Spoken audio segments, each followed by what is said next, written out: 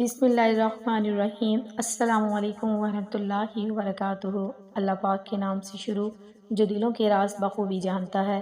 لاکھوں کروڑوں درود السلام حضرت محمد صلی اللہ علیہ وآلہ وسلم پر اور ان کی آل پر۔ آج میں اپنے چینل اسلام زندہ باد آمین میں اپنے تمام ویور کے ساتھ حضرت علی رضی اللہ تعالیٰ عنہ کی چند باتیں شیئر کروں گی۔ حضرت علی رضی اللہ تعالیٰ عنہ نے فرمایا، غریبوں کے پاس بیٹھا کرو کیونکہ اس سے تمہاری طاقت بڑھے گی۔ حضرت علی رضی اللہ تعالیٰ عنہ نے فرمایا، ہر اس دوست پر بھروسہ کرو جو مشکل میں تمہارے کام آیا ہو۔ حضرت علی رضی اللہ تعالیٰ عنہ نے فرمایا، اگر تم اپنے علم پر مغرور ہو تو جہالت کے لیے یہی کافی ہے۔ حضرت علی رضی اللہ تعالیٰ عنہ نے فرمایا، کوئی تم سے روٹھ جائے اور پھر وہی تم سے ملنے کو ترسے تو اسے کبھی مت کھونا کیونکہ وہ تم سے بہت زیادہ پیار کرتا ہے۔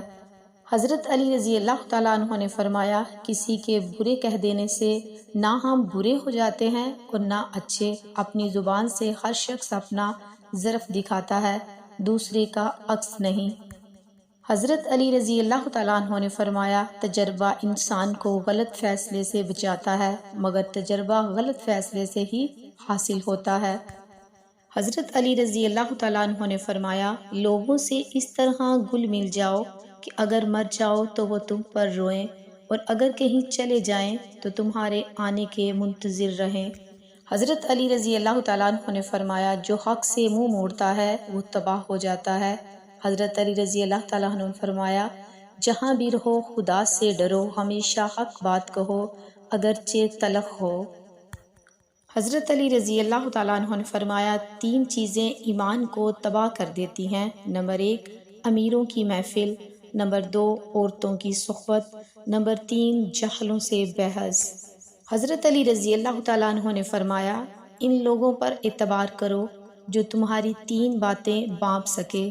نمبر 1 تمہاری ہنسی میں پوشیدہ درد، نمبر 2 تمہارے غصے میں پوشیدہ پیار، نمبر 3 تمہاری خاموشی میں پوشیدہ وجہ۔ حضرت علی رضی اللہ تعالیٰ عنہ نے فرمایا، جس آدمی کی زبان خراب ہو جاتی ہے اس کا نصیب بھی خراب ہو جاتا ہے۔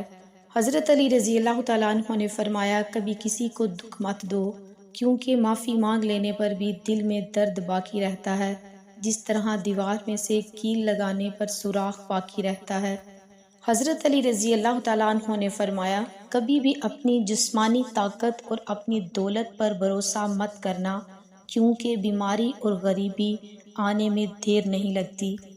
حضرت علی رضی اللہ تعالیٰ عنہ نے فرمایا، اپنا کردار بنانے میں اتنے مصروف ہو جاؤ کہ دوسروں پر تنقید کرنے کا وقت ہی نہ ملے۔ حضرت علی رضی اللہ تعالیٰ عنہ نے فرمایا، بچے کو جب کوئی تکلیف یا بیماری آتی ہے تو اللہ اس بچے کی بیماری کے بدلے بچے کی ماں کے گناہ معاف فرما دیتا ہے۔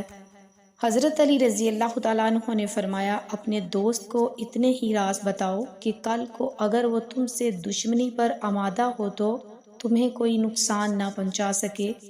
حضرت علی رضی اللہ تعالیٰ عنہ نے فرمایا، جب کوئی چیز اپنے والدین کو دو تو اس طرح دو جس طرح کوئی غلام اپنے آقا کے سامنے کوئی چیز پیش کرتا ہے۔ حضرت علی رضی اللہ تعالیٰ عنہ نے فرمایا، یہ زندگی 2 دن کی ہے، ایک دن تمہارے حق میں اور دوسرے دن تمہارے مخالف۔